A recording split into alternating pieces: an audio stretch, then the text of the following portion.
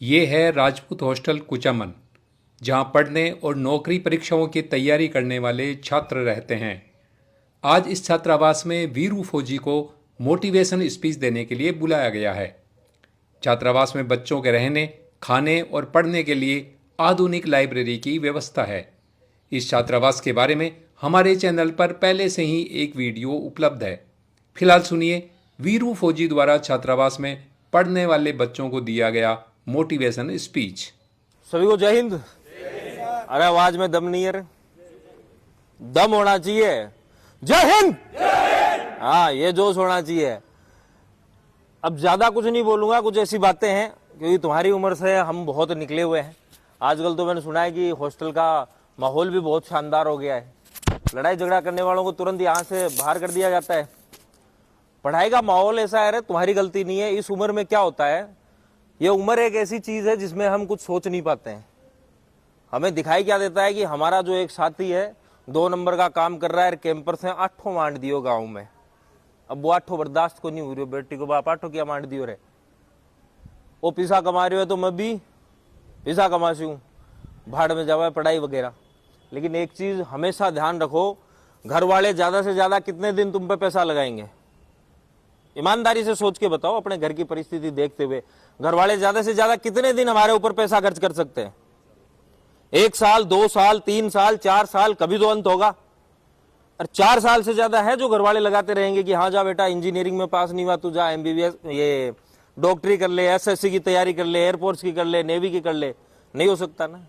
अब इस उम्र में क्या होता है, दिमाग में नए नए आइडिया आते हैं। जैसे ही किताब खोली, अरे यार बहुत हार्ड है, एक काम करते हैं बिजनेस करते हैं यार, चाय का बिजनेस बढ़िया है। वो चाय वाले को देख, डोली को दुबई में ऑफिस कर लिया, दिमाग में आता है ना। तो ये चाय की टपरी आपकी जब सरकारी नौकरी की एज निकल जाए तो उसके बाद भी हो सकती है नहीं हो सकती? अरे तुम 80 साल के हो गए तब भी तुम चाय की टपरी खोल सकते हो, नहीं खोल सकते? और फिर बुढ़ापे में सोच लो, अब जरा अग्निवीर में भर्ती हो जाता हूं बेटा, हो जाओगे? सबसे बड़ी कीमत है समय की। घर वाले जब तक इज्जत करेंगे तब तक, तुम अभी लगे नहीं हो तब तक, और अगर लग गए उसके बाद में और ज्यादा इज्जत होगी। नहीं लगे ना तो बिल्कुल भी इज्जत नहीं होगी। अरे पड़ोसी का लड़का लग जाता है, यहाँ कालजे में धक धक होती है ना, भछीड़ सा उठता है माता का, बेटी को वहां भर्ती किया ऊपर है, लगता है ना। पड़ोसियों की बातों पे कभी मत जाओ। पड़ोस का बच्चा अगर कहीं दूर नौकरी करने चला गया बेंगलोर, तो घर वाले अपने क्या है, अभी की जो पीढ़ी है वो इतनी पढ़ी लिखी नहीं है, तो घर वालों को तो यही लगता है, अगर बाहर मार्केट में किसी से सुन लिया कि फलाने के छोरे ने अपना घर परिवार संभाल लिया, देखो बेंगलोर नौकरी कर रहा है। और जब अपन घर पे आएंगे, अपनी दादी मम्मी अपने पापा वो उसकी बड़ाई सुन के आए हैं कि वो प्राइवेट नौकरी कहाँ कर रहा है, बेंगलोर। तो घर वाले अपन को आते ही ताना मारेंगे कि वो देख फलाने के छोरे ने, कल गुवाड़ में बातें चल रही थी कि वहां पे वो जॉब कर रहा है, पूरा घर परिवार संभाल लिया, और तू अभी भी पढ़ाई में लगा हुआ है। तो घर वालों को सीधी सी बात समझानी है, एक इसको ध्यान से सुनना कि माँ पापा जितना वो 1 साल में कमाता है ना, अगर मैं पढ़ के जॉब लग गया तो मैं 1 महीने में कमाऊंगा। आ रही है बात समझ में? अरे प्राइवेट जॉब में क्या मिलता है, 10 से 15 हजार, 20 हजार। और अगर आज एक सरकारी नौकरी लगे तो अरे बेस प्राइस भी 30-40 से स्टार्ट होता है ना, और 60-70 तक भी पहुंचता है। तो वो 12 महीने काम करके कितने कमा रहा है? 20 हजार से भी। और एक की सैलरी 60 हजार है महीने की, वो कितने दिन में कमा रहा है? अरे उसकी छुट्टी तो फिक्स है ना, छुट्टी भी हो गई तो उसको सैलरी मिल रही है। प्राइवेट वाले को मिल रही है क्या? काम करने की उम्र कितनी की मानते हो?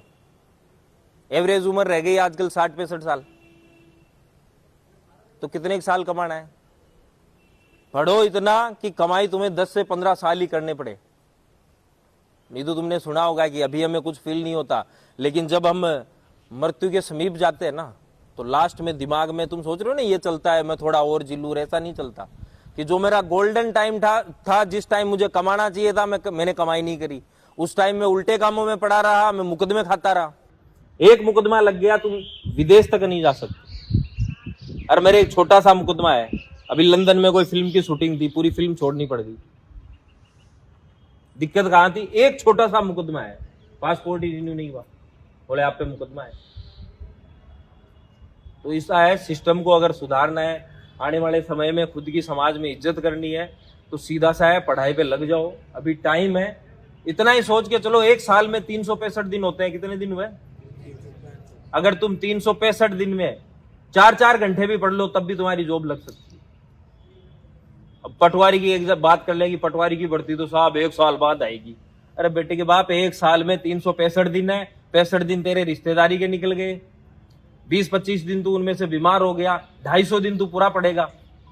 अब 250 दिन तुम पढ़ाई नहीं कर सकते और सोच रहे हो कि मेरे पास स्कॉर्पियो आ जाएगी, क्या नहीं आएगी ना। अभी बापू होटल चल रही है, घर पे जाते ही पड़ोसी के अगर साइकिल भी आ गई तो पापा रेंजर साइकिल ला के दो, तो बापू कमा रहा है। जिस दिन खुद बापू बनोगे ना, समझ में नहीं आएगा अब करे क्या, दिमाग यहां से ब्लैंक हो जाएगा। अभी तो तुम्हें बहुत रास्ते दिखाई दे रहे ना, जब तुम्हारी एज 30 साल के लगभग हो गई और सफल नहीं हुए लाइफ में, तो रास्ते खोजते फिरोगे कि अब करना क्या है। और तुम इतना सहन भी नहीं कर पाओगे, ये पानी खत्म हो गया, खेती कर नहीं सकते, तो सीधा दिमाग कहाँ जाएगा। इस दुनिया में कुछ नहीं रखा, ये सब नाटक है।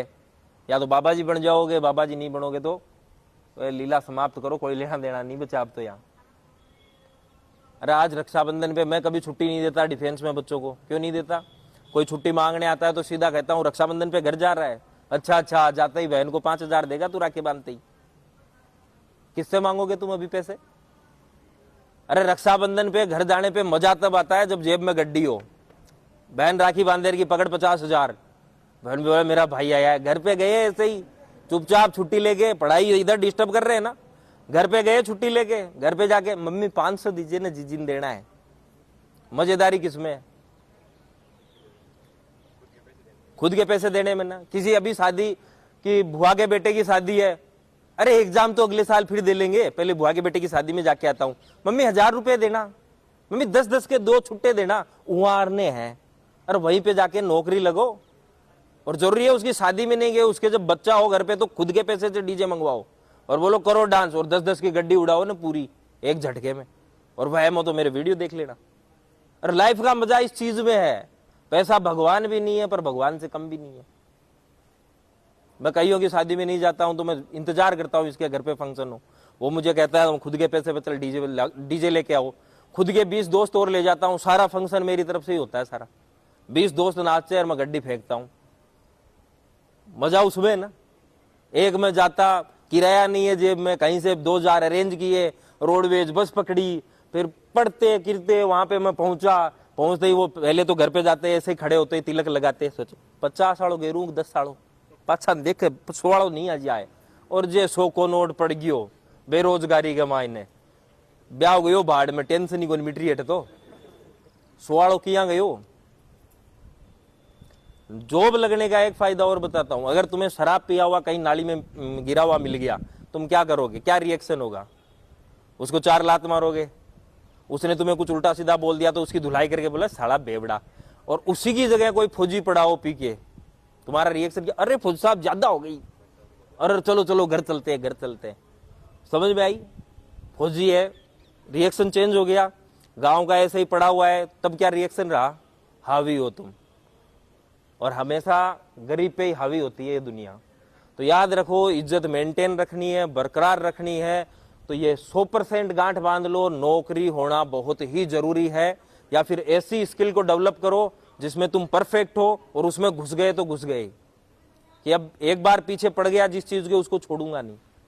और मैंने डिफेंस खेत में खोल रखी है, पूर्वजों का खेत है। वो कौन बच्चा था एक जो गया था, खेत में ही है प्रॉपर, ऐसा तो नहीं है शहर है वहां कुछ है, पूरे खेत में ही है। मुझे लगा यार स्विमिंग पूल में, बचपन में एक इच्छा थी स्विमिंग पूल में नहाए, मैंने खुद का बनवा लिया। फिर मैंने कहा यार जिम जाने की इच्छा थी, मैंने जिम भी ले ली। बचपन में डीआई आती थी ना, 2004-05 की बात है, तो मैंने कहा यार डीआई गाड़ी होनी चाहिए अपने पास, बचपन का सपना था। सपना पूरा करना भी बहुत बड़ी बात है। मामा के पास डीआई थी, मामा चलाने नहीं देता था, तो अभी जो डीआई जो विक्रम जी के पास छोड़ी है ना, वो वही डीआई है। वही डीआई खरीद के लेके आया, कहीं से भी लाओ। उसके बाद में एक गाड़ी आई थी बोलेरो जीएलएक्स, वो भी मामा लेके आया था, तो मैं देखता यार बोलेरो जीएलएक्स आती है।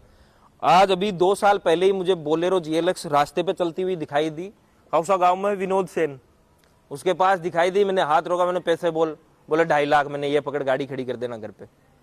खुद का सपना था स्कॉर्पियो, वो खरीदी। खुद का सपना था ट्रैक्टर, अपना टैंकर। बचपन में चप्पल की गाड़ी नहीं चलाते थे, उनको बोलते हैं सपने। तुम आज जो सपने देख रहे हो ना, उनको पूरा करो उस टाइम पे, तब जाके तसल्ली होती है कि मेरे सपने पूरे हो गए।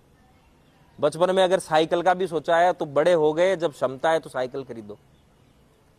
दिमाग को स्थिर रखो। आजकल 2 नंबर के धंधे, ऑनलाइन गेम खेलना, ये इंस्टाग्राम पे टाइम बर्बाद करना, एक रील चलाते हो पूरी रात रील ही देखते हो ना।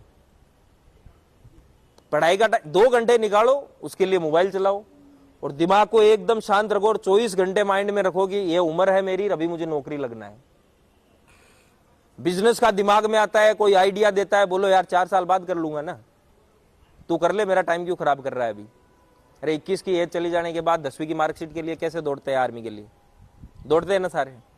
अब लोग कह रहे हैं अग्निवीर अच्छी नहीं है, मैं खुद कह रहा हूं मेरा खुद का एक ही साला उसको अग्निवीर में लगवाया है। आने वाले टाइम में अग्निवीर जो बनेगा उसी के लिए जॉब है। हरियाणा पुलिस के अंदर ना फिजिकल है ना रिटर्न है, डायरेक्ट ज्वाइनिंग है अगर अग्निवीर से कोई रिटायर है तो। और आने वाले टाइम में अगर अग्निवीर में भी कोई सोच रहा मुझे नहीं जाना, चल मत जा अग्निवीर में, क्या करेगा फिर यहाँ रह के। आज तुम्हें पूछ ले हवा से हवा में वार करने वाली मिसाइल कौन सी है, किसी को पता है? और तुम कहते हो पढ़ाई के लिए रहते हो ना, यहाँ हवा से हवा में वार करने वाली मिसाइल कौन सी है? हाँ? अग्नि, अस्त्र है, नहीं पता ना, बेसिक सी चीज है। मिसाइल मैन किसे कहते हैं भारत में? ये सबको पता है ना लगभग। अब चलो ये बताओ, भारत के 3 प्रमुख हेलीकॉप्टर कौन से हैं जो सेना के पास है? हाँ, अपाचे और चीता, और चीता है, उसको चिनुक भी बोलते हैं। भारत ने सुपरसोनिक मिसाइल बनाई है ना एक, वो किस देश के साथ मिलकर बनाई है? रूस। तो ये दिमाग में आ रहा है ना, तो एक दूसरे से सवाल पूछो, वार्तालाप करो टॉपिक वाइज, और उम्मीद है कि अगली बार मुझे दोबारा मौका मिले तो तुम सब भाई सफल हो। और सुबह रात को सोते वक्त अपने माता पिता को प्रणाम करो, उठते वक्त प्रणाम करो, अपने गुरु को प्रणाम करो, और सीधा माइंड पॉजिटिव रखो। जितना पॉजिटिव सोचोगे उतना ही दिमाग चलेगा। जोरदार जयकारा लगाएंगे, वो भारत माता की। दोनों हाथ एक साथ ऊपर उठा के, झिझक होगी लेकिन जबरदस्त बोलना है। इससे सुबह शाम रोज किया करो, दोनों हाथ उठाओ और हर हर महादेव का एक साथ बोलना है। देखना तकलीफ होगी हाथ उठाने में भी, खुद के हाथ है ना, लेकिन उठाने में भी तकलीफ होगी। एक साथ हरे हरे। आधोगे अभी भी डाउन थे, शर्म आ रही है हाथ उठाने में। ये चीजें खुद की है, खुद डेवलप करोगे तब जाके होगी। आ गई समझ में? इन चीजों पे प्रैक्टिस करो।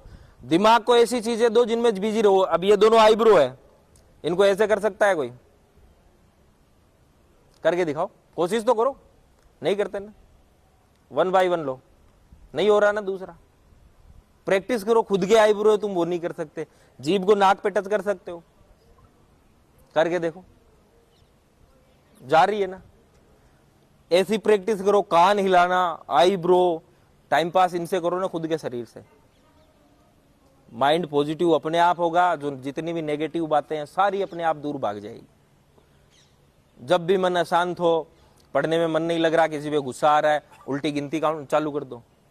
20, 19, 18, 17, 16, 15, 14, 13, 12, 11, 10, 9, 8, 7, 6, 5, 3, 2, 1 आ रहे हैं ना। इन चीजों पे पकड़ करो। पहाड़े सीधे आते हैं तो उल्टे सालों को बोलना सीख लो। दिमाग को खाली मत छोड़ो। ये उम्र है, अभी तुम्हें कौन कह रहा है कि घर पे 5 किलो आटा लेके आ? कह रहा है क्या कोई? मम्मी फोन कर रही है, भैया 10 किलो आटा लाना, सब्जी नहीं है कल की, तेल नहीं है, दाल नहीं है, नहीं कह रहे ना। ये टाइम है, माँ बाप का पैसा सही दिशा में यूज करो और दिल लगा के पढ़ाई करो, और ऊपर वाले से उम्मीद है कि अगले साल तक तुम लग जाओ। धन्यवाद।